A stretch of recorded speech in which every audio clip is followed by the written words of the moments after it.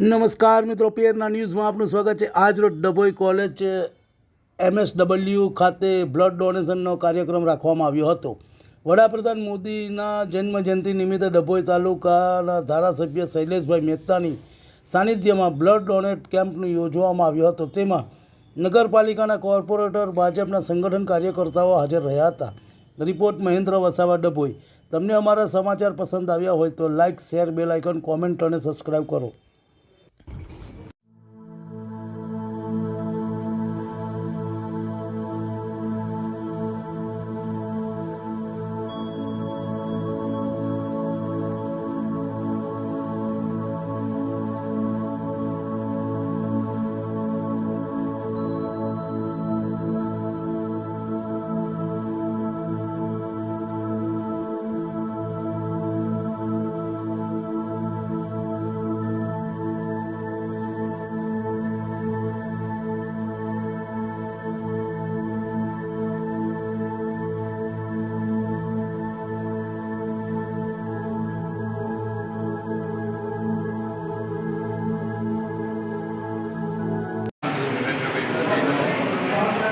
જન્મદિવસે 75 વર્ષ પૂરા કરી 70મા વર્ષમાં પ્રવેશ કરી રહ્યા છે અને એના નિમિત્તે દેશભરમાં અલગ અલગ કાર્યક્રમો થઈ રહ્યા છે।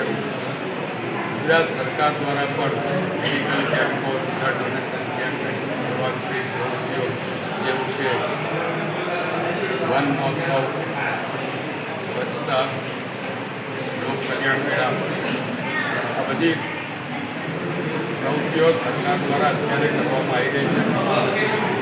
17 સપ્ટેમ્બરથી 2 ઓક્ટોબર સુધી 15 દિવસ અને સેવા પખવાડિયા તરીકે પણ કરવામાં આવે। આજે ડભોઈ નગરમાં કોલેજ ખાતે મેડિકલ કેમ્પનું આયોજન કરવામાં આવ્યું છે, જેમાં વિવિધ રોગોની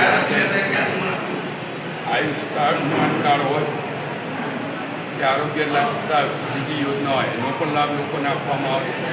અહીંયા આયુર્વેદિક, હોમિયોપેથી, એલોપેથી ત્રણેયના કેમ્પો અહીંયા રાખવામાં આવ્યા છે અને એના દ્વારા લોકોને મદદરૂપ થવા અને ખાસ કરીને ટીબી પેશન્ટો માટે અહીંયા કેમ્પ રાખવામાં આવ્યો છે। ટીબી પેશન્ટોને એનજીઓ દ્વારા એક કીટ પણ આપવામાં આવી છે।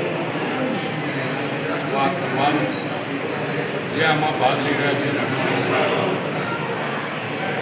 અને મોદી સાહેબને વિદ્યાર્થીઓ દ્વારા પણ પ્રાર્થના કરીને એમનું જીવન સ્વસ્થ રહે, એમનું આરોગ્ય સારું રહે, દીર્ઘાયુષી રહે અને જે એમનું સપનું છે ભારતને વિશ્વગુરુ બનાવવાનું, એમાં સફળતા એ વિદ્યાર્થીઓએ પણ આ કેમ્પસમાંથી પ્રાર્થના કરી છે।